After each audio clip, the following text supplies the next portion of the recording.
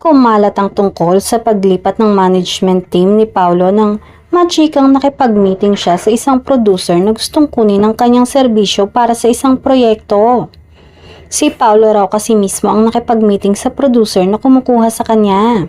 Nag-expire na rin ang kontrata ni Paulo noong September sa ABS-CBN Studios at ang chika nga, magre-renew naman ito ng contract at nakatakdang gawin sa pagpasok pa lang ng 2025.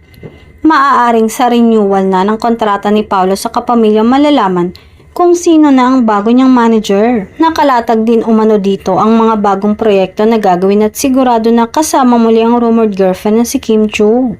Siniguro naman ayon sa source na bukod sa pelikula na My Love Will Make You Disappear na mapapanood sa February, ay may bigating proyekto sila na pagsasamahan ng aktres.